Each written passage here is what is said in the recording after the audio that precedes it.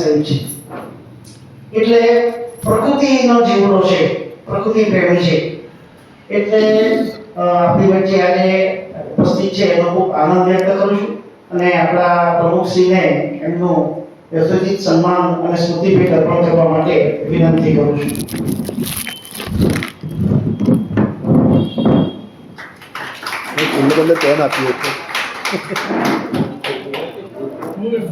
ગોરાણી સાહેબ, અમે ફૂલ નથી આપતા કારણ કે ફૂલની કિંમતમાં એક પેન સરસ આવી જાય તો એ કાયમને માટે એનું સંભાળવું જોઈએ એટલે એ રીતે આપીએ છીએ.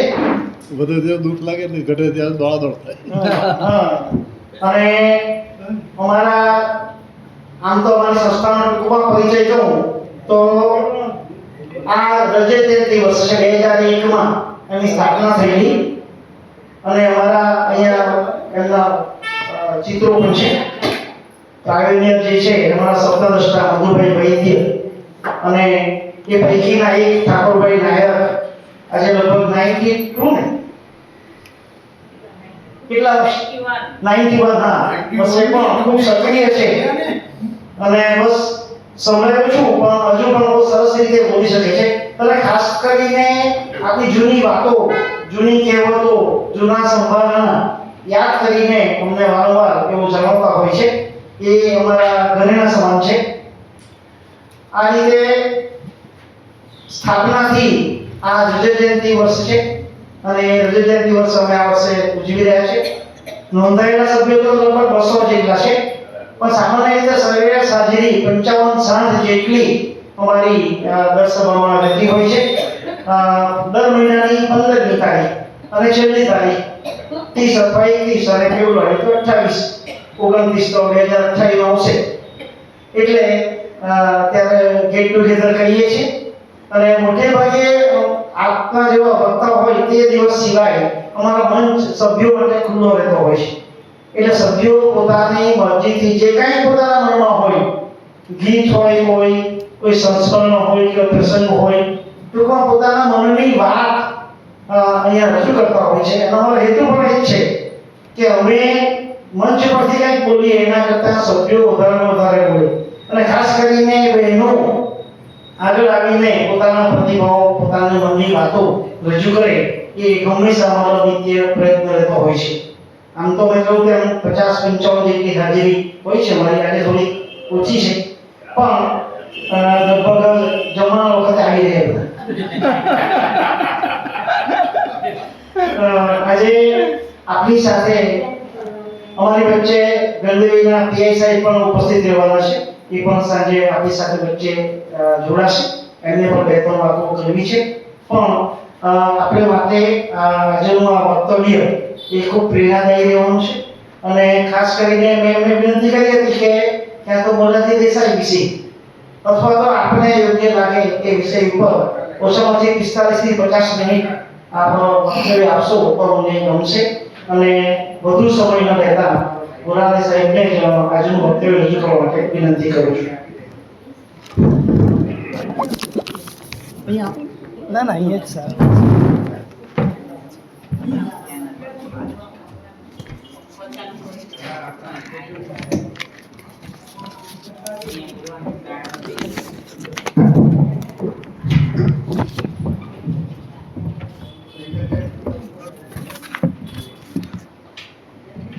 ચાલશે, થઈ જાય છે.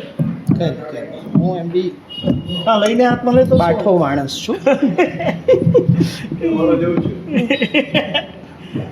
અચ્છા પેલા હું મૂકી દઈએ. નહીં આવી જશે એને કરી આપણે. બહુ જામ થઈ ગયું છે.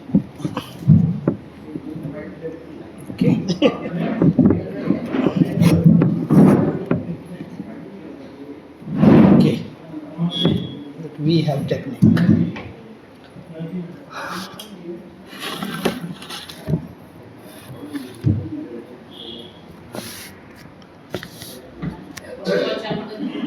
હા ચાલશે.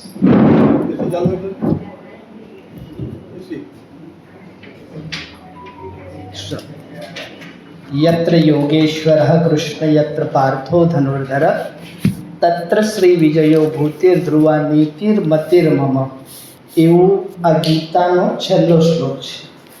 શ્રીમદ ભગવદ્ ગીતાનો આ છેલ્લો શ્લોક સંજય બોલે છે કે જ્યાં યોગેશ્વર કૃષ્ણ છે, જ્યાં ધનુર્ધર પાર્થ છે, ત્યાં વિજય ચોક્કસ છે. એવા ધનુર્ધર પાર્થ, એવા શ્રી કૃષ્ણને નમસ્કાર કરીને અહીંયા બેઠેલા સૌ વડીલોને નમસ્કાર કરું છું. આજે મારી પરીક્ષા જેવી છે ખરેખર તો, કેમ કે અમારા વેદોમાં એમ કહે છે કે ભાઈ વૃદ્ધા શિષ્યા ગુરુ રીવા. આજે મારી પરિસ્થિતિ એવી છે કે વૃદ્ધા શિષ્યા, બધા શિષ્યો જે મારી પાસે બેઠેલા છે તે બધા વૃદ્ધો છે, વડીલો છે, અને ગુરુ રીવા, હું તમારા કરતાં અડધો છું. બરાબર? એટલે એકચ્યુઅલી તો હું તમને કોઈ સમજાવવા કે શીખવવા કે ભણાવવા નથી આવ્યો, પણ વેદો, ઉપનિષદો, પ્રાચીન ભારતીય સાહિત્ય વૃદ્ધોને કઈ રીતે મૂલવે છે તે થોડીક વાત મારે તમારી સાથે કરવી છે. આ સાંપ્રત સમયમાં તમારે ટેકનોલોજીની સાથે કેવી રીતે કનેક્ટેડ રહેવું તે મારે થોડી ઘણી તમારી સાથે વાતો કરવી છે. કેમ કે ટેકનોલોજી જીવનનો એક અભિન્ન હિસ્સો થઈ ગયો છે, ત્યારે તમને એ ટેકનોલોજીની સાથે અવગત રહો તો વધારે સારું છે. વૃદ્ધશ્ચૈહ સંપ્રાપ્ત પરમ જ્યેષ્ઠ ઉચ્યતે. એવું કહેવાય. તસ્મૈ નમો ભગવતે વૃદ્ધાય જગતામ પતે. એવી વૃદ્ધની વ્યાખ્યા બહુ સરસ છે. વૃદ્ધશ્ચૈહ સંપ્રાપ્ત, જે વૃદ્ધત્વને પ્રાપ્ત કર્યો છે. પરમ જ્યેષ્ઠ ઉચ્યતે, તેને શ્રેષ્ઠ, જ્યેષ્ઠ કહેવાય, સૌથી શ્રેષ્ઠ કહેવાય. તસ્મૈ નમો ભગવતે, તે ભગવાન વિષ્ણુને નમસ્કાર. જગતામ પ્રતે, જગતના પતિ તે ભગવાન વિષ્ણુને નમસ્કાર. અને વૃદ્ધાય નમઃ, તસ્મૈ વૃદ્ધાય નમઃ, તો હું એવા જ વૃદ્ધો લોકોને નમસ્કાર કરવા માટે આવ્યો છું. હું કોઈને કંઈ શીખવવા, ભણાવવા નથી આવ્યો. જસ્ટ બહુ સારું લાગે છે કે જ્યારે અહીંયા 50 વૃદ્ધો એક સાથે બેસીને પોતાની વાતો શેર કરતા હોય. કે આજે ઘરોની પરિસ્થિતિ એવી થઈ ગઈ છે કે ઘરમાં 5 માણસો હશે, 6 મોબાઈલ હશે, અને બધાના હાથમાં મોબાઈલ હશે, બધા મોબાઈલને સ્ક્રોલ કરતા હશે. ત્યારે વૃદ્ધોની સાથે વાત કરવાની આજે ખૂબ મોટી જનરેશન ગેપ દેખાઈ રહી છે. મને યાદ આવે છે મારું બાળપણ. જ્યારે હું નાનો હતો, 8મામાં ભણતો, તો સ્કૂલેથી આવું એટલે દાદી ખાટલા પર બેઠેલી. દાદી ખાટલા પર બેઠેલી હોય તો આપણે જવાનું દાદીની પાસે. દાદી આપણને ખોળામાં લે, ખોળામાં માથું રાખે, માથા પર મસ્ત પ્રેમથી હાથ ફેરવે અને બચી ભરે. આજે બાળપણ એ વૃદ્ધત્વને મિસ કરે છે. મોબાઈલમાં એ બાળપણ ગુમ થઈ ગયું છે. આજે ક્યાંક વૃદ્ધો એકલતાને અનુભવે છે. ક્યાંક એ લોકો ઘરમાં હોય છતાં એની હાજરીની એટલી બધી નોંધ લેવાતી નથી. અને તેવે સમયે કદાચ તમે લોકો અહીંયા એ સદભાગી વૃદ્ધો છો કે તમે તમારી વાતોને અહીંયા શેર કરી શકો છો, એકબીજાની સાથે સુખ દુઃખને વહેંચી શકો છો. વૃદ્ધો જગતના સ્વામી છે ને વૃદ્ધોને નમસ્કાર કેમ? વૃદ્ધોને શા માટે નમસ્કાર કરવા જોઈએ?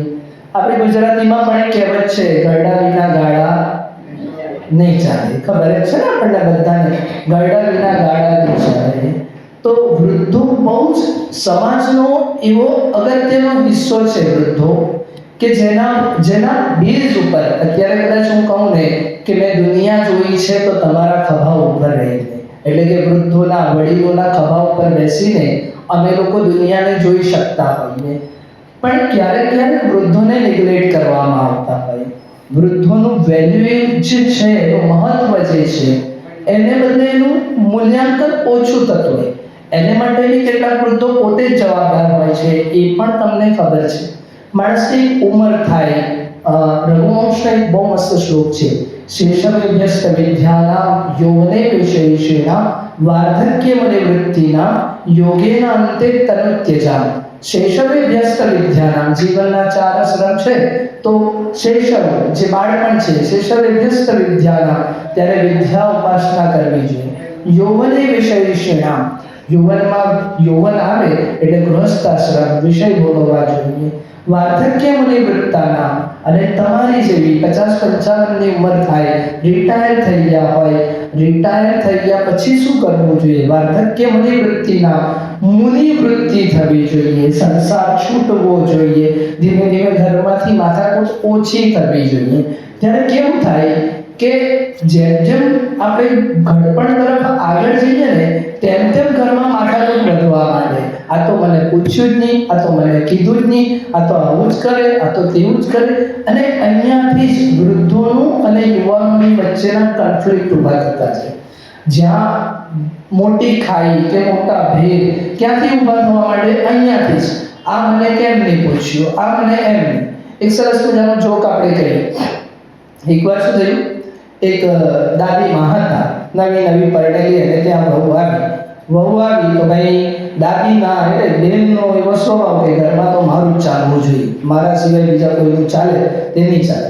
હવે નવી વહુ આવે તો પેલીને તો થાય કે આનું કેમનું ચાલે એમ કરે. તો એક દિવસે બેન જરા પેલા દાદીમાં જે હતા તે મંદિરે ગયેલા હતા. મંદિરથી આવતા હતા, રસ્તામાં ભિખારી મળ્યો. તો ભિખારીને પૂછ્યું ક્યાં ચાલ્યો? તેમ કે પાછો ચાલ્યો, તમારા ઘરથી મને ના પાડવા આવી. તું એમ કે ચાલ મારી હાથે આવો. એની સાથે ગયો ભિખારી ત્યાં સુધી, ને પેલીને બોલાવી એની વહુને. કેમ તું એને ના પાડી? એમ કે હું ના પાડી, કઈ નહીં મળે, કોઈ નહીં મળે એમ કરીને. તો પેલા ડોહીમાએ કીધું કે ચાલ હવે તું ચાલવા માંડ, હવે તું અહીંથી જા. પેલા ભિખારીને કીધું કે તું હવે ચાલવા માંડ. તું એને ના પાડવા વાળી કોણ? હું ના પાડું તો જ ના પાડે, તું એને ના પાડવાની કેમ? એટલે પેલો વિચારમાં પડ્યો તો મને ના જ પાડવાની, પહેલી વહુએ બી ના પાડી ને તું બી તો મને ના જ પાડે છે, તો મને બોલાયો કે પૂછ્યું મને ના પાડ્યો છો તમે? જો તમે મને ના જ પાડવાના હતા તો તમે મને ત્યાંથી પાછો લાવ્યા કોણ? પણ એમ કે એ ના પાડવા વાળી કોણ? ના પાડવા વાળી આ ઘરમાં હું છું, મારા સિવાય બીજું કોઈ આ ઘરમાં ના નહીં પાડી શકે. તો જ્યારે આ વૃત્તિ આવે ને ત્યારે વૃદ્ધો અને યુવાનોની વચ્ચેના કોન્ફ્લિક્ટ, ભેદભાવ અને ખાઈ જે વધવા માંડે છે ને અહીંયાથી વધવા માંડે. ખરેખર વૃદ્ધાવસ્થા એ જીવનનો અંત નથી એમ જોવા જઈએ તો. એ તો જ્ઞાનનો સમુદ્ર છે, દરિયો છે. દરિયો મારો જીવ છે એમ કેવું તો કાકાએ કીધું તેમ હું રોજ અને સવાર અને સાંજ ક્યાં જોવાનો મળતો, દરિયા કિનારે અચૂક હોઉં છું. તો અનુભવની લહેરોમાં તરીને અહીંયા જીવન સમૃદ્ધ થતું હોય.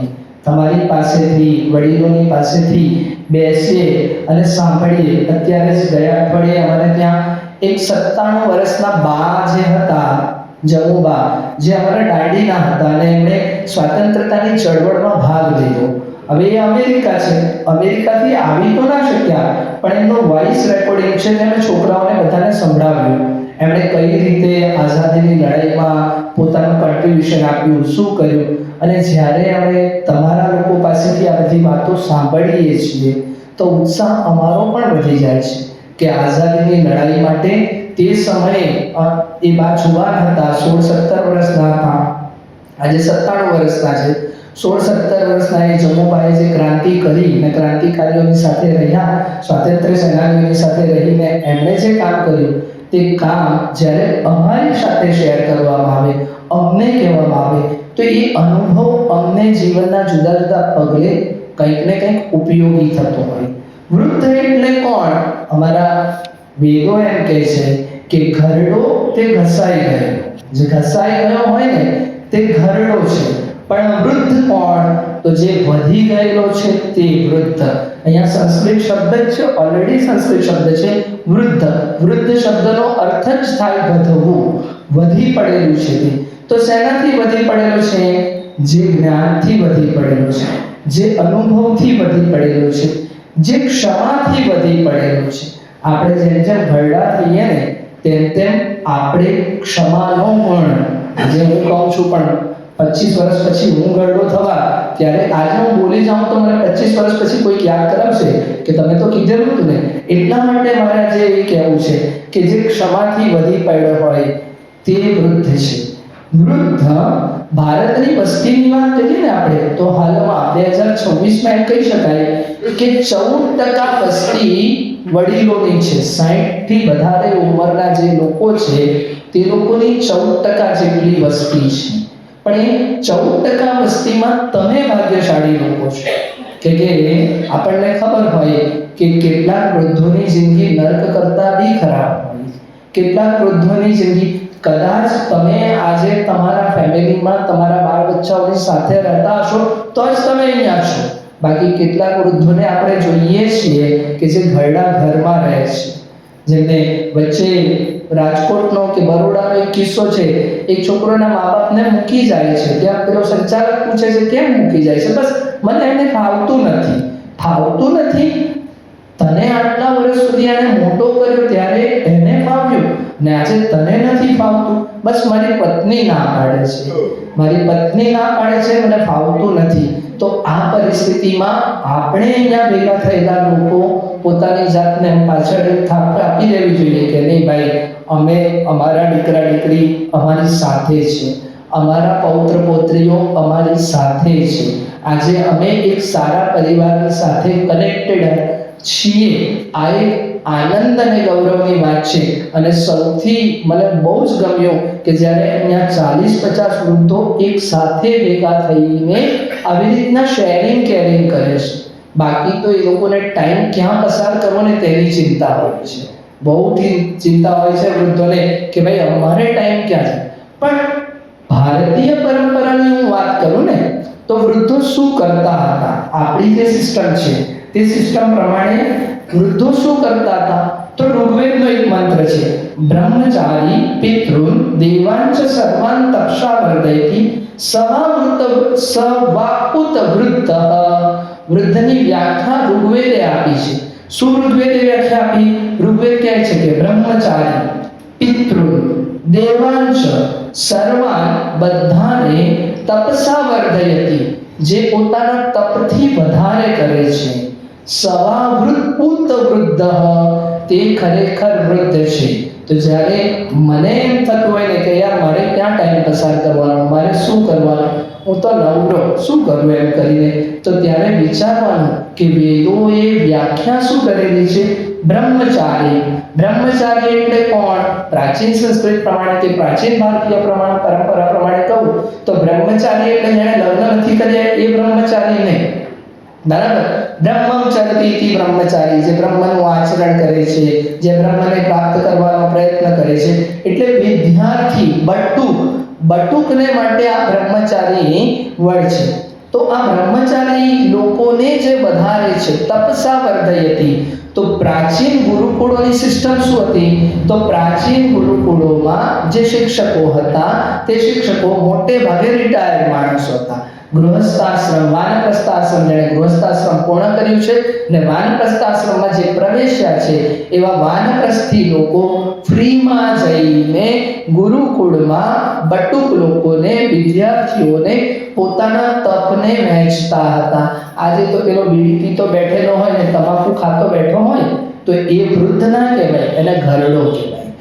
ને ઘરડા માટે તો કેવું કહેવાય કે ભાઈ ઘરની બહાર ઓટલી પર ખાટલી, તેને નીચે પાણીની માટલી, ડોહા તારી મિલકત આટલી, બરાબર? એટલે ઘરડાઓની મિલકત, ભલે એને મોટો બંગલો બનાવ્યો હોય પણ છેલ્લે એને તો ઘરની બહાર ઓટલી પર ખાટલી ને નીચે પાણીની માટલી, બરાબર? અને ક્યાંક તો દારૂની બાટલી, એટલામાં જ પૂરું થઈ જતું હોય. એવી જીવન અવસ્થા પણ પૂરી થતી આપણે જોઈ છે. ત્યારે હું ફરીથી કહીશ તમને લોકોને કે તમે લોકો નસીબદાર છો, તમે લોકો પુણ્યશાળી છો કે જે આ પરિસ્થિતિ જુદા છો. આ પરિસ્થિતિ કરતા તમે તમારા વૃદ્ધત્વનો આનંદ લઈ રહ્યા છો, માણી રહ્યા છો. તમે દર મહિનામાં 2 વાર ભેગા થઈ રહ્યા છો અને 2 વાર ભેગા થઈને જ્યારે તમે તમારા વૃદ્ધત્વને માણી રહ્યા છો તે ખરેખર આનંદની વાત છે. અને વૃદ્ધોનો અનુભવ ખૂબ કામનો. વૃદ્ધો એટલે કોણ?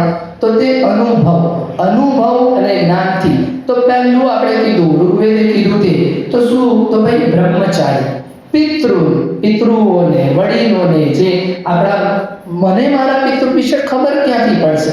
તમે એક એવી પેઢી છો, તમે એક એવો બ્રિજ છો કે જે ગઈ પેઢી અને નીચેની પેઢી બંનેની વચ્ચેની સાંકળ છો. કયા રીત રિવાજ, કઈ પરંપરા, કયો ઉત્સવ કેવી રીતે ઉજવવાનો ને તે તમે લોકો શીખવી શકો. સાચી ભક્તિ કોને કહી શકાય, આજની પેઢીને મંદિરે કેમ જવું, પૂજા કેમ કરવી, આરતી કેમ કરવી, ભગવાનને પગે કેમ લાગવા, અથવા તો માતા પિતાને પગે કેમ લાગવા, અથવા તો સમાજમાં કઈ રીતે રહેવું ને એ શીખવનારી પેઢી તમે લોકો છો.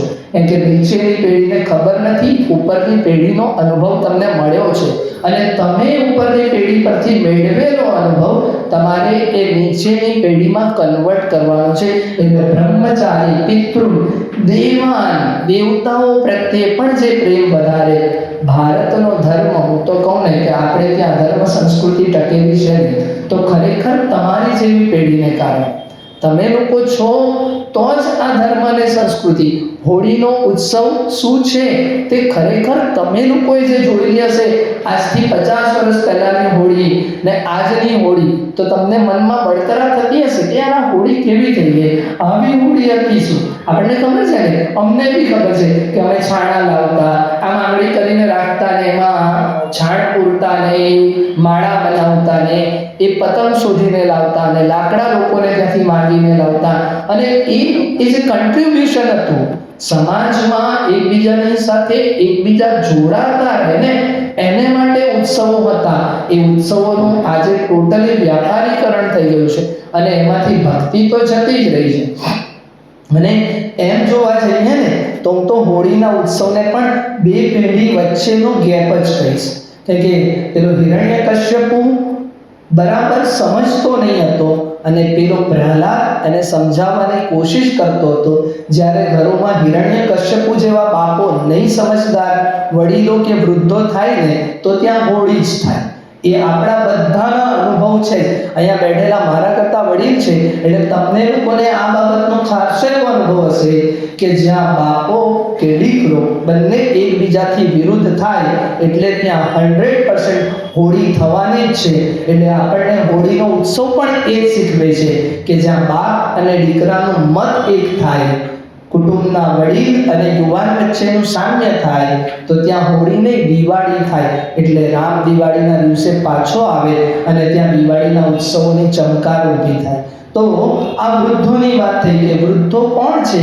તો જે બ્રહ્મચારી, પિતૃ, દેવાન, સર્વ તપસા વર્ધયતિ, પોતાના તપથી, પોતાના જ્ઞાનથી, પોતાના અનુભવથી જે વધારતા રહ્યા છે ને તે વૃદ્ધ છે. અને તમે એવા જ વૃદ્ધો છો કે જે અહીંયા ભેગા થયેલા છે અને એવા જ વૃદ્ધોને ખરેખર નમસ્કાર કરવાની ઈચ્છા થાય. અને અત્યારે કીધું તેમ વૃદ્ધત્વ એ જીવનનો અંત નથી, એ અંતિમ દિશા તરફ જવું. ઘણા કેવા લોકો હવે રિટાયર થવાના હોય ને તો બી લોકો એમ કહે કે સાહેબ હવે તો અમારે ત્યાં છે મારા ક્લાર્ક, મને એમ કહે કે સર તમારા 2 જ વર્ષ બાકી. હવે આ માણસ મરતો ચાલે, જેમ કે મારા 2 જ વર્ષ બાકી. અમારે ત્યાં એવા ચીખલી હાઈસ્કૂલમાં હતો ત્યારે અમારે ત્યાં એવા બધા ટીચર હતા કે હવે તો આપણા 2 વર્ષ બાકી, હવે તો આપણા 5 વર્ષ બાકી. તો આ માણસ ઘરડો થઈ ગયો છે, બરાબર?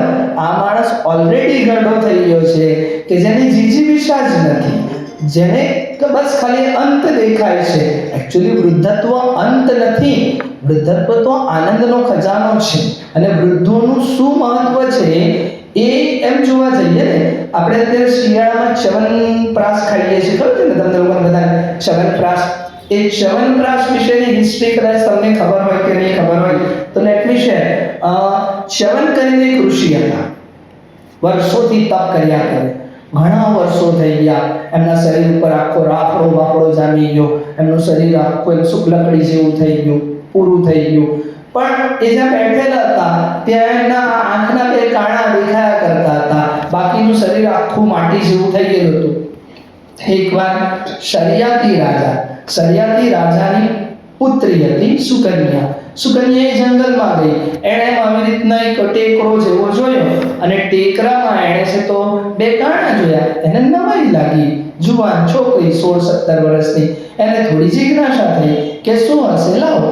એણે વળી ચિંદ્રા 2 ડીંગલા અંદર ડીંગલા નાખ્યા તો પેલા જે ઋષિ હતા ચ્યવન, એ ચ્યવન ઋષિની આંખોમાં એ ડીંગલા ગયા અને અંધ થઈ ગયા. અંધ થઈ ગયા. હવે તે સમયે લોહી નીકળ્યું અને એ બધું જોયું એટલે એ તો ગભરાઈ ગઈ. જોયું ચગન ઋષિને આખું શરીર એનું ખંખેલું જોયું ત્યાં તો માણસ છે, ગરડો છે, પણ પૂરો થઈ ગયો, શરીર એનું પૂરું થઈ ગયું એમ કરીને. તો તે સમયે એણે એ વૃદ્ધને સાચવવાની જવાબદારી લીધી, એને પતિ તરીકે સ્વીકાર્યા અને દેવોના જે વૈદ્યો છે અશ્વિની કુમારો, એ અશ્વિની કુમારોની ઉપાસના કરી. અશ્વિની કુમારો ત્યાં આવ્યા અને ચ્યવન ઋષિના કહેવાથી જ અશ્વિની કુમારોએ જે પ્રાશ બનાવ્યો, જે ખાવા માટેનું ટોનિક બનાવ્યું, જે વિટામિન બનાવ્યું અને તે વિટામિન એટલે જ ચ્યવનપ્રાશ. અને આજે ઠંડીમાં એટલે જ ચ્યવનપ્રાશ ખાવાની વાત થાય છે ને આપણે ચ્યવનપ્રાશ ખાઈએ તો તંદુરસ્ત રહી શકીએ છીએ. એ ચ્યવનપ્રાશનું મહત્વ છે. તો જૂના પ્રાચીન કાળની આપણે વાત કરીએ ને તો આ જે વૃદ્ધો હતા ને તે સમાજનો આધાર સ્તંભ હતા. કે જે મેં કીધું તેમ જ્ઞાન આપવાનું, કળા કૌશલ્ય શીખવવાનું, આશ્રમના વિદ્યાર્થીઓને ભણાવવાનું એ કામ. હવે ખેડૂત હોય તો ખેતી શીખવે, સુથાર હોય તો સુથારી કામ શીખવે, બ્રાહ્મણ હોય તો મંત્રોચ્ચાર શીખવે. પણ તમે લોકો એ પેઢી છો કે જે નીચેની પેઢીને ઘડતર કરી શકતા હતા, એટલે એમને ગુરુ કહેવાતા, એમને દેવતા કહેવાતા. વૃદ્ધોને જ્ઞાનનું મુખ કહ્યું છે. વેદોએ એમ કીધું કે વૃદ્ધો તો જ્ઞાનનું મુખ છે.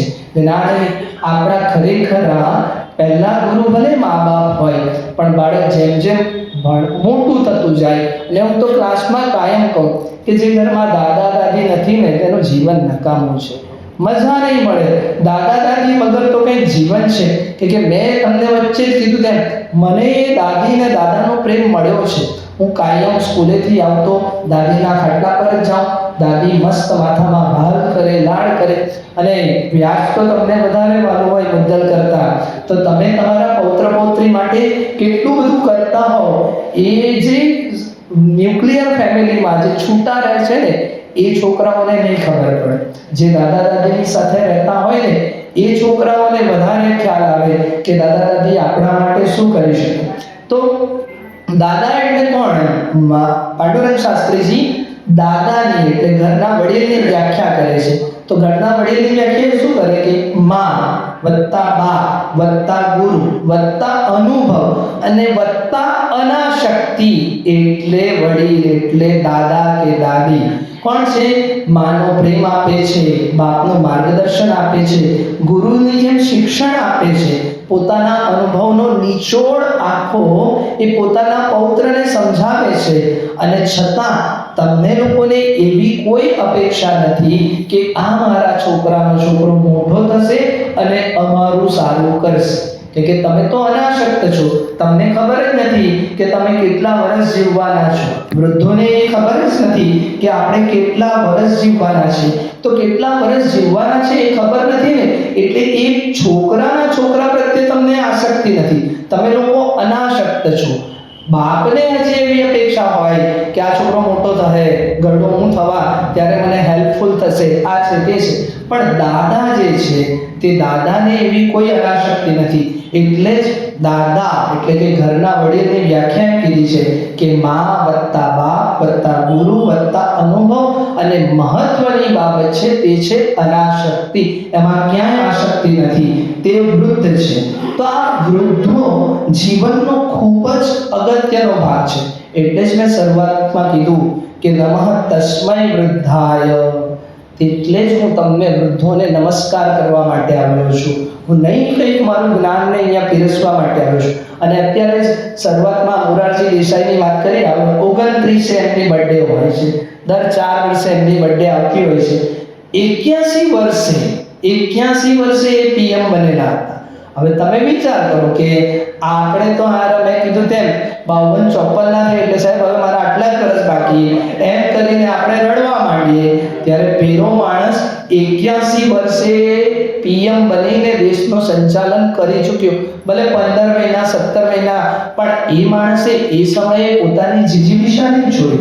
વર્ગીસ કુરિયન જે શ્વેત ક્રાંતિ કરવા વાળા હતા એ 90 વર્ષ સુધી વર્ગીસ કુરિયન શ્વેત ક્રાંતિ માટે શરૂઆતથી લાગેલા તે જીવનના 90 વર્ષ સુધી એમણે એ કામ કર્યું. અંતિમ ક્ષણ સુધી એ જ કામ કરતા રહ્યા.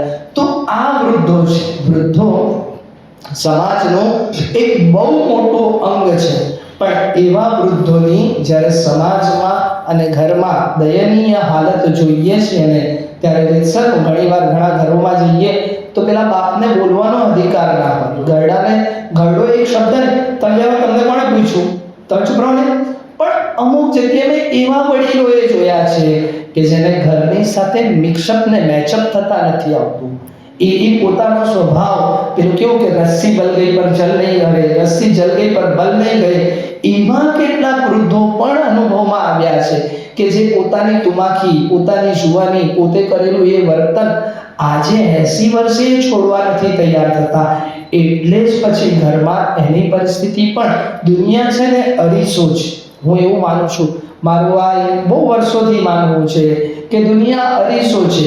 અરીસોમાં હું મારી જાતને જોવા જઈશ તો અરીસામાં મને હું જ દેખાઈશ. મારા અરીસામાં મને બીજો નથી દેખાવાનો. એટલે હું જેવું આપીશ એવું જ મને સામેથી મળવાનું છે. ન્યૂટનનો આ ગતિનો ત્રીજો નિયમ છે. આઘાત અને પ્રત્યાઘાત સરખા જ હોય છે. તો આપણે જેમ જેમ વૃદ્ધ થઈએ છીએ તેમ તેમ આપણે પ્રેમ આપવાનો છે, તેમ તેમ આપણે વાત્સલ્ય આપવાનું છે. એ આપણી કડકાઈ ને હવે નરમાઈમાં બદલવાની જરૂર હોય છે. હા, વૃદ્ધો ખીજવાઈ શકે, વૃદ્ધો બોલી શકે, પણ મેં આગળ કીધું તેમ ના પાડવા વાળી એ કોણ? એ ના આવે. એ આવે ને તો કોઈ પણ દીકરી જ્યારે પરણીને પહેલી વાર આવતી હોય નવા ઘરમાં તો એવું વિચારીને નહીં આવતી કે આ ઘરના બે ભાગ પાડે. પણ એને ક્યાંક કંઈક એવું મળતું હશે કે એને પોતાને એ ઘરમાંથી બીજા ઘરમાં જવાની ઈચ્છા થઈ જતી હશે. નહીં તો મને નથી લાગતું કે કોઈ પણ માં પોતાની દીકરીને એમ કહીને મોકલતી હશે કે બેટા તું ત્યાં જજે ને બીજું ઘર કરજે. એવું તો મને નથી લાગતું. કદાચ હશે એવા સદભાગી કુટુંબોમાં કોઈ તો ભાગ્યે જ, પણ ના હોય. દરેક માં પોતાની દીકરીને એમ જ કહેતી હોય કે બેટા તારા સાસુ સસરાને તારા મમ્મી પપ્પાની જેમ જ પ્રેમ કરજે. પણ ત્યાં જે રીતે વહુ દીકરી બનવા તૈયાર થાય છે તે રીતે સાસુ સસરાએ પણ મા બાપ બનવાની તૈયારી રાખવી પડે. ફક્ત આપણે દીકરીની અપેક્ષા રાખીને બેસીએ તો નહીં થઈ શકે. એટલે વૃદ્ધોનું આ કામ છે કે જે પોતે એક ઘરનો મજબૂત થાંભલો છે, ઘરનો મોભ છે, ઘરનો મોટો ટેકો છે. અને જે ઘરમાં વૃદ્ધો નથી ને તે ઘર સ્મશાન જેવું શૂન્ય લાગે છે. કોઈ દિવસ તમે એ ઘરમાં જજો કે જ્યાં અલો ને અલી બે જણા હોય તે આખું વાતાવરણ અલોન હોય, ખાલી લાગતું હોય. આપણે ઘરે જઈએ, હું ઘરે જાઉં ને મને અઠવાડિયે 10 દિવસ મારા મમ્મી પપ્પા પાસે ગયેલા હોય ને ઘરમાં નહીં જોવાના મળે, એ ખાલી લાગે. એ ખાલી પણ એટલે વૃદ્ધો શું છે તો વૃદ્ધો એ ઘરની શોભા છે. પણ એ ઘરની શોભા ને ક્યારેક જ્યારે નેગ્લેક્ટ કરવામાં આવે ને તો ત્યારે એ આપણને પરચો પણ બતાવતા હોય છે. એકવાર શું થયું કે ટ્રેનમાં આવી રીતના તમારા જેવા બધા જ ગણદેવીના આપણા સિનિયર સિટીઝન લોકોએ નક્કી કર્યું કે ચાલો ભાઈ આપણે કાશી ફરવા જઈએ. એમ કરીને તમે લોકો બધા ટ્રેનમાં ફરવા જતા હતા તમે લોકો બધા. હવે તમારી સામે બોગીમાં બીજા 4-5 છોકરાઓ ચડ્યા. તમે લોકો જીતુ કાકા ને તમે લોકો બધા વૃદ્ધો વડીલો મસ્ત બેઠા જતા હતા અને પેલા બોગીમાં 4-5 જુવાન છોકરા ચડ્યા કરીને બરાબર. લડકે હિન્દીમાં એને लड़के कहवाए कि जो लड़के आते हैं लड़ते रहते हैं वो लड़के कहे जाते हैं जो लड़ते रहते हैं. जुबानियानो लोही बस આમ કરી નાખું તેમ કરી નાખું ફલાણું મસ્તી કરીએ. એટલે જીતુ કાકાને તમે લોકો બધા ટ્રેનમાં જતા હતા, રિઝર્વેશન હતું જ તમારું એમ તેમ, અને તેમાં પેલા ચડી ગયા 4 કોયરા. એ 4 કોયરા થયું કે લાવા ડોહા લોકોને હેરાન કરીએ એમ કરીને એ ડોહા લોકોને જરા ખેંચે. તે ડોહા લોકોને ખેંચે એટલે એ લોકોએ નક્કી કર્યું કે આપણે શું કરીએ ખબર, આ ચેન ખેંચી કાઢીએ. તો પેલો મને કહે કે નહીં યાર આ ચેન થોડી ખેંચાય, ચેન ખેંચે અને ટીસી આવીએ તો આપણને પકડી લીધે. ત્રીજો બોલ્યો કે કંઈ નહીં ટીસી આવીએ તો ચિંતા નહીં કરવાનું, આ ડોહા લોકો બેઠેલા જ છે ને, આપણે આ ડોહા લોકોનું નામ લઈ લઈશું, ચિંતા નહીં કરવાની. ત્યારે ચોથા એમ કે ચાલો વાંધો નહીં કરીએ તો ખરા, પણ ટીસી નહીં માન્યો તો તેને માટે આપણી પાસે છૂટવા માટેનો કંઈક રસ્તો તો હોવો જોઈએ ને. કે વાત સાચી, તો ચાલો આપણે પૈસા ભેગા કરી લઈએ, જો ટીસી નહીં માન્યો તો થોડા ઘણા પૈસા એને આપી દે, તો હા દંડ, તો 2500 કે 1500 નો દંડ એવું લખેલું જ હતું, ત્યાં લખેલું છે કે આટલા રૂપિયાનો દંડ. તો એ લોકોએ પૈસા ભેગા કર્યા, પૈસા ભેગા કરી લીધા અને એકના ખિસ્સામાં મૂકી દીધા. 3500 રૂપિયા એ લોકોને 3 જણા 4 જણા ભેગા થઈને 3500 રૂપિયા એ લોકોની પાસે ભેગા થઈ ગયા. એ લોકોએ તો નક્કી જ રાખેલું હતું કે આપણે તો આ ગરડા લોકોને જ હેરાન કરવાના છે. એટલે એ લોકોએ ચેન ખેંચી એટલે ગાડી ઊભી રહી એટલે ટીસી ને પોલીસ વાળો શોધતા હવે તો તરત જ પહોંચી જાય, આવી જ જાય. હવે એટલે તરત જ પેલા લોકોને પૂછવા લાગ્યું કે ભાઈ કોણે ચેન ખેંચી. તો પેલા લોકોનો 4 છોકરાઓનો પ્લાન તો પહેલેથી નક્કી જ હતો કે આપણે આ જીતુ કાકા લોકોનું જ નામ લેવાનું છે એમ કરીને. એટલે બરાબર, એટલે પેલા એક છોકરાએ કીધું કે આ ડોહા લોકો છે ને ખબર નહીં કે સમજ નહીં પડે ને આ ચેન ખેંચી પાડી, એ લોકોએ જ ખેંચી. તો પેલા પોલીસ વાળા એને ટીસીએ કીધું કે ડોહા સમજ નથી પડતી, આ ઉંમરે બી ડોહા થઈ ગયા અને તમને લોકોને નાદાની છૂટી નથી, લાડ છૂટા નથી, તોફાન મસ્તી છૂટી નથી, કેમ ચેન ખેંચી? સાહેબ પેલા ડોહા હોશિયાર હોય, અનુભવી હતા, એટલે કીધું કે સાહેબ હા ચેન તો મેં જ ખેંચી. તો કે કેમ ચેન ખેંચ્યું? તો સાહેબ હું કહીએ અમે જતા છીએ કાશી, ને કાશી અમે જતા છે, આ કોઈરા અમારા ડબ્બામાં અમારી જગ્યામાં ચડી ગયા ને ક્યારના અમને હેરાન કર્યા. ને એટલું જ નહીં, અમારી પાસે જે થોડા ઘણા પૈસા હતા ને તે પૈસા 3500 રૂપિયા બી આ લોકોએ લઈ લીધા. તમને ખોટું લાગતું હોય ને તો તમે એનો ખિસ્સો ચેક કરી લો, જો તમને ખબર પડશે. એટલે પેલા એ તો ટીસી તો ચેક કરી તો ખરેખર 3500 રૂપિયા તો પહેલા એ કાકા લોકોને ખબર જ હતી કે 3500 રૂપિયા છે જ ભેગા. એટલે 3500 રૂપિયા તો પેલાના ખિસ્સામાંથી નીકળ્યા. એટલે પોલીસ વાળાએ 2 ઢોલ મૂકી એને ઉપરથી અને પકડીને બી લઈ ગયા. ત્યારે પેલા 4 ડોહા લોકોને એમ જોયા કરે. ત્યારે જીતુ કાકા પોતાના નાના વાળ ઉપર આખા વાળ તો ખરી ગયેલા, પણ જે થોડા ઘણા બચેલા હતા તેના પર એમ હાથ ફેરવતા કહે કે ભાઈ આ વાળ છે ને કંઈ તડકામાં સફેદ નથી કર્યા, બરાબર ને, એ અનુભવથી સફેદ કર્યા છે. એટલે વૃદ્ધો આ હોય છે કે જે અનુભવથી ઘટનાને સકારાત્મકમાંથી નકારાત્મકતામાં અને નકારાત્મકમાંથી સકારાત્મકતા તરફ લઈ જાય. અને પેલી વાર્તા બી તો તમને લોકોને ખબર જ હશે કે જાન જવાની હતી ને તે સમયે જાનમાં એવું નક્કી કરેલું કે ભાઈ કોઈ બી ગરડા માણસને નહીં લઈ જવાનો. એ ખ્યાલ જ છે તમને, બરાબર ને? તો એટલા માટે તો એ કહેવત પડી કે ભાઈ ગરડા વગર ગાડા નહીં વળે, ગરડા વગર ગાડા આગળ ચાલે નહીં. એટલે ગરડાઓની છે તો આ મહત્વ છે. ગરડા વગર આપણે ગાડા આગળ ચલાવી શકીએ એમ નથી. એટલે આનંદ માનવાનો કે આપણે મસ્ત વૃદ્ધાવસ્થાના એ અંતિમ સ્ટેજ ઉપર છે કે જ્યાં મસ્ત આનંદથી જીવવાનો છે. અને સ્વાસ્થ્યની આજકાલ વૃદ્ધોને કઈ પરિસ્થિતિ, કયા પ્રોબ્લેમ્સ છે તેની જરા ચર્ચા કરીએ. તો એક સૌથી પહેલો પ્રોબ્લેમ હોય તો આરોગ્યનો પ્રોબ્લેમ છે. એ તો ભાઈ જેમ આપણી ઉંમર થાય, હવે તો 25 વર્ષે ટીકડા ચાલુ થઈ જાય, તો હવે તમે 55 કે 60 વર્ષે 2 ગોળી લેતા હો તો બહુ ટેન્શન લેવાની જરૂર નથી. બિંદાસ ટાઈમ ટુ ટાઈમ 2 ગોળી લઈ જ લેવાની, કારણ કે એ તો આપણા શરીર માધ્યમ ખરું ધર્મ સાધના. શરીર તો છે, બરાબર, તો શરીર સારું રહેશે તો આપણે બધું જ કામ કરી શકશું. એટલે બહુ ટેન્શન લેવાની જરૂર નહીં. હારા મને તો સુગરની ગોળી ચાલે, મને તો બીપીની ગોળી, it's okay, it will be easy, થઈ જશે, ચાલ્યા કરશે, બની જશે. એટલે આપણે એના માટે બહુ વિચારવાની જરૂર છે નહીં. સ્વાસ્થ્ય આપણે સાચવવું જોઈએ. અને એના માટે તમારા માટે તો પ્રેરણા સ્ત્રોત બાબા રામદેવ છે જ, બરાબર. બહુ બધા જુવાનિયા લોકો એવા છે કે જેમણે લોકોએ પ્રાણાયામથી પોતાના રોગોને દૂર કર્યા છે. તો હું તો તમને લોકોને સલાહ કહો તો સલાહ, વિનંતી કહો તો વિનંતી, અને સૂચન કહો તો સૂચન. તમે લોકો પ્રાણાયામ રેગ્યુલરલી કરતા રહો. અને મારા ખ્યાલથી તમે લોકો બધા અહીંયા સ્વસ્થ બેઠા છો એનો મતલબ તમે તમારા શરીર ઉપર કામ કરો છો, તો જ તમે અહીંયા બેઠા છો. શરીર પર કામ ના કર્યું હોય તો કોઈ અહીંયા બેસી શકે નહીં. એટલે હું કેટલા 40 મિનિટથી બોલી રહ્યો છું અને 40 મિનિટથી તમે મને સાંભળી રહ્યા છો, એનો મતલબ તમે સ્વસ્થ છો, બરાબર. એ દેખાઈ રહ્યું છે કે તમે સ્વસ્થ જ છો. એટલે પહેલો એક વૃદ્ધોને આજકાલ નડતો એક પ્રોબ્લેમ છે તે છે તો આ.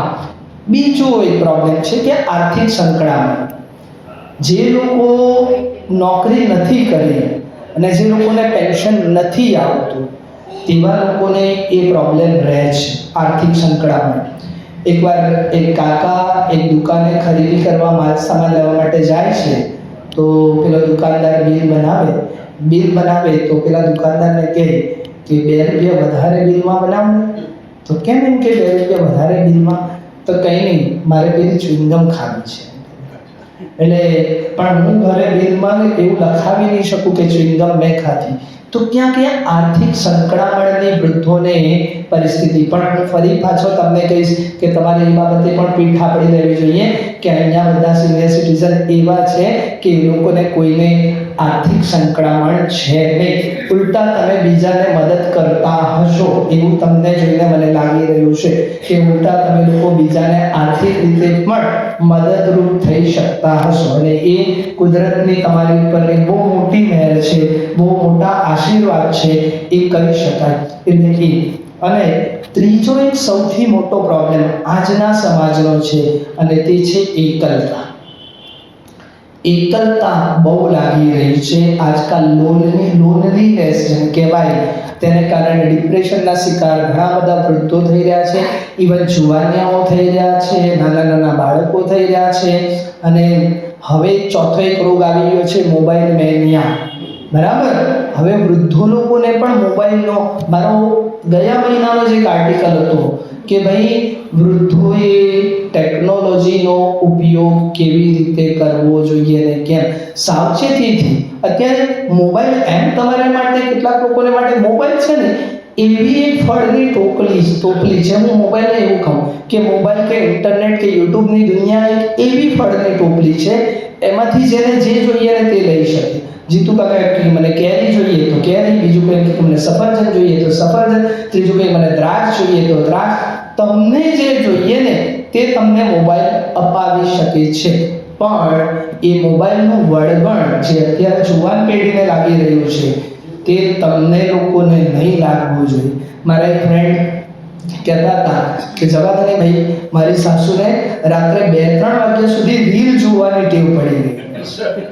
હવે એ આ પરિસ્થિતિ જે જુવાનિયાઓની છે તે જ વસ્તુ ઘરડાઓની પણ થઈ રહી છે. એટલે જે રીલ સ્ક્રોલ કરવાના, અને ઘણીવાર તમને લોકોને જો પ્રોપરલી મોબાઈલ હેન્ડલ કરતા નહીં આવડે તો અત્યારે તમને લોકોને ખબર જ છે કે કેવા કેવા ફ્રોડ થઈ રહ્યા છે. બરાબર, ઓટીપી તમારો કોઈક માંગી લેશે.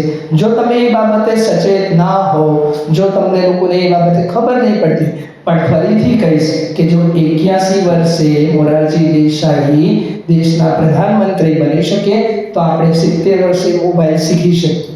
શીખવામાં ક્યાંય નાનમ રાખવી જોઈએ નહીં. હવે સરકારનો તો એક પ્રોજેક્ટ આવી રહ્યો છે, ડિજિટલ લિટરસી એમ કરીને. વડીલોને ડિજિટલ લિટરસી કરાવવાની છે.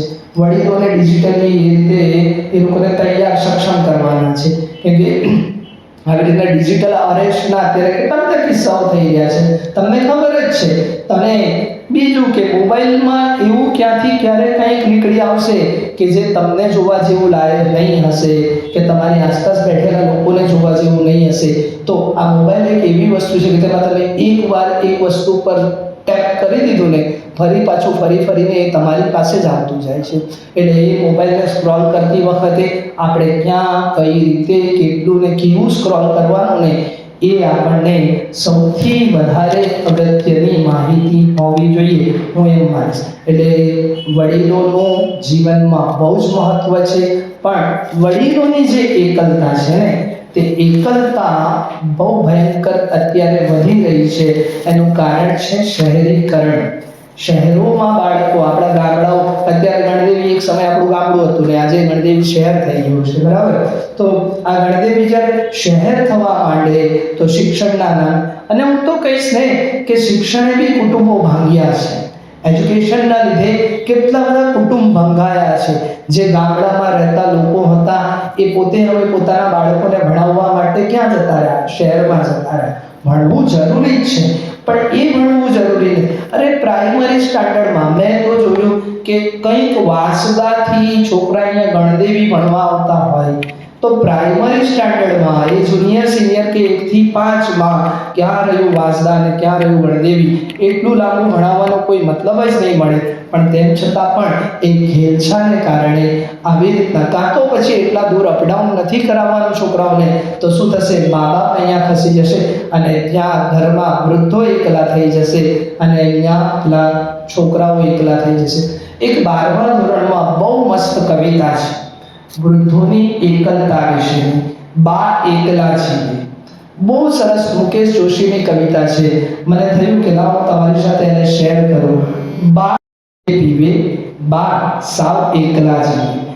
બાના ઘરમાં વેકેશન જ્યાં માળો બાંધીને રહેતું, બાના ઘરમાં વેકેશન જ્યાં માળો બાંધીને રહેતું, રસગુલ્લાની ચાસણી જેવું વાલ નીતરતું રહેતું. હવે તો એ પણ ખાવાને કરે તો બહુ તેલવાળું છે ને બહુ મીઠું લાગે ને, પણ એ બાનો સ્નેહ જાણે રસગુલ્લાની ચાસણીની જેમ નીતરતો રહેતો. દોડા દોડી, સંતા કુકડી સૌ પકડાઈ જતા. આ રમતો એ જતી રહી છે. મોબાઈલ આવ્યો અને આ દોડા દોડીને સંતા કુકડી, આજે ઘરમાં છોકરાઓ બેઠેલા હશે ને તો એ છોકરાઓ પણ મોબાઈલને જ મચેડતા હશે. આ દોડા દોડીને સંતા કુકડી, એટલે તમારી એ ફરજ છે કે તમે એ બાળકોને દોડા દોડીને સંતા કુકડી સુધી લઈ જાઓ. દોડા દોડી, સંતા કુકડી સૌ પકડાઈ જતા. ભાઈ ભગીની ભેડા બેસી સુખનો હિંચકો ખાતા. એ પણ ક્યાં જોવાનું મળે છે કે 4 ભાઈ, હવે તો ભાઈ બહેન જ ક્યાં છે? પરિસ્થિતિ તો એ આવીને ઊભી થઈ ગઈ કે હવે તો ભાઈ બહેન જ ક્યાં છે? આવનારી પેઢીને એ જ ખબર નથી પડવાની કે કાકા કોને કહેવાય, મામા કોને કહેવાય, ફોઈ કોને કહેવાય, માસી કોને કહેવાય, કે બધા જ સિંગલ ચાઇલ્ડ છે. અને જ્યાં સિંગલ ચાઇલ્ડ છે તે લોકોની આવનારી પેઢીને તો એ ખબર જ નહીં પડવાની. સંબંધોની મીઠાશ એ ક્યાં ખબર પડવાની છે? એટલે એ સંબંધોની મીઠાશે સુખડીમાં ઘી રેડી રેડી બા સૌને ખવડાવે. ઉડવાનું બળ આપી પાછી ઉડવાનું શીખવાડે. સુખનો સૂરજ છાનો માનો જલતો ઘરના દીવે, બા સાવ એકલા જ. અહીંયા સુધી વર્ણન કર્યું છે બાના ઘરનું વેકેશન. વેકેશન પડે, બાના ઘરમાં પેલા નાના નાના છોકરા આવે, આમ તેમ દોડા દોડી થાય. બાબી બહુ પ્રેમથી બધું બનાવે, ખવડાવે, પીવડાવે અને રમાડે છોકરાઓને. હવે પછી કાળ ઉહાડી ફરી કપાયા વેકેશનના ઝાડ.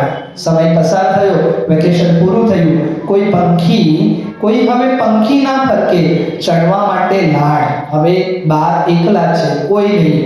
કોઈ હવે પંખી ના ફરકે, ચડવા માટે લાડ. સુનકારને સન્નાટાઓ ઘરમાં પહેરો ભરતા. એવા મેં ઘણા વૃદ્ધો, ઘણી બાઓને જોઈ છે કે આખા ઘરમાં બા એકલી છે. આખા ઘરમાં. હું જ્યાં રહું છું ત્યાં અમારા દાદા છે. અમારા દાદાના 3 છોકરાઓ, દાદા અમારા 96ના છે. 3 છોકરાઓ છે, 2 છોકરા એટલે 3 કેનેડામાં છે ને અહીંયા દાદા આટલા 2 બાળકના ઘરમાં દાદા એકલા જ હોય છે.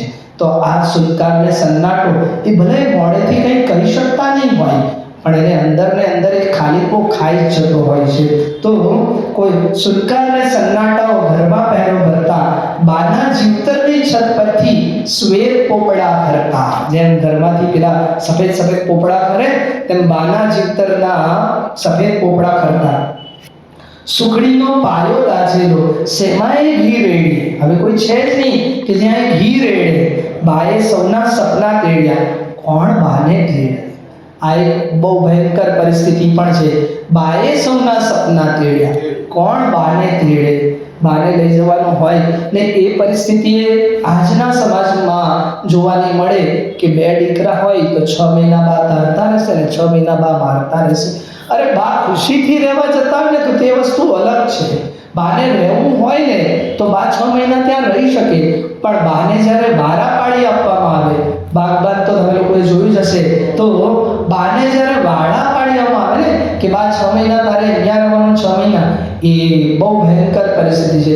એટલે મને ઘણીવાર, હું મારી મમ્મી પપ્પાને ઘણીવાર કહું કે સારું છે હું નસીબદાર છું કે હું એકલો છું. હા, હું નસીબદાર છું કે હું એકલો છું કે મારામાં ભાગલા નહીં પડશે, અથવા તો મને એવી ભાગલા પાડવાની ઈચ્છા નહીં થશે કે 6 મહિના બા પેલા ભાઈને ત્યાં જઈને રહીને આવે કે પપ્પા 6 મહિના ત્યાં રહીને આવે. તો બાએ સૌના સપના તેડ્યા, કોણ બાને તેડે? ફાટેલા સાડુલા સાથે કંઈક નિશા સારસીને. બાપેની ફાટેલી સાડી એ સીવતી જાય અને પોતાના મનના નિશાસા એ સીવતી થાય. કમસે કમ કોઈ ટપાલ આવે તાકે આખો રોજ, તે સમયે મોબાઈલનો જમાનો તો નહીં પણ ટપાલીનો જમાનો, બા ઓટલા પર બેસીને પેલા ટપાલી જાય એને જોઈ કે કોઈ દિવસ કોઈ તો ટપાલ મારી બાજુ આવે, નીચું ગાલી જાય ટપાલી, ખાલી થતો હોજ પણ કોઈ ટપાલ બાને માટે આવતી નથી. દાદાજીના ફોટા સામે ભીની આંખે પૂછે. પછી એકલા બા આવી રીતના દાદાજી દિવાલ પર લટકેલા છે, દિવાલ પર જઈને દાદાજીના ફોટા સામે ભીની આંખે પૂછે. ફ્રેમ થયેલા દાદા એના આંસુ ક્યાંથી લૂછે? પણ એ દાદા બી તો ફ્રેમ થઈ ગયા છે તો એના આંસુ ના લૂછે. સબરીજીને ફળી ગયા તા બોર અને એ રામ બાના આંસુ બોર બોર બોર બોર પણ ના ટપકે કો રામ, બાના આંસુ ટપકે છે. સબરીને તો એના આંસુને કારણે રામ ફળ્યા, બોરને કારણે રામ ફળ્યા, પણ બાના બોર જેટલા મોટા મોટા આંસુઓ પણ કોઈ રામ બાને પડતા નથી. જીવતરથી ગભરાવી મૂકી મોતથી જે ના બીવે, બા સાવ એકલા જીવે, બા સાવ એકલા જીવે. આ સાંપ્રત સમયની આધુનિક શિક્ષણની આ નિપજ કહી શકાય કે આ ખોટી નિપજ. કેટલીક વાર આપણે ભાત તો બનાવીએ પણ ભાતની સાથે આપણને પેલું ઘાસ પણ મળે ને, તો એજ્યુકેશન ક્યાંક ક્યાંક આવું એ કરી રહ્યું છે. પણ તે બધાની વચ્ચે આપણે નસીબદાર માણસો છીએ, આપણે સદભાગી માણસો છીએ કે આપણી પાસે આવી એકલતા નથી. આપણે સદભાગી માણસો છીએ કે આપણે સ્વસ્થ છીએ. આપણે એ સદભાગી માણસો છીએ કે આપણે બીજાને મદદરૂપ થઈ શકીએ છીએ. તે સદભાગી હોવાનો આનંદ લઈએ, આનંદથી જીવનને માણીએ અને ઘડપણ એ જીવનની ખરેખરી નવી શરૂઆત છે અને એ નવી શરૂઆતને નવી રીતે શરૂ કરીને જીવનની મજા માણીએ. ઇતિ શુભમ. 10 પૂરું થઈ ગયું મારે, અમને આવી ગયું.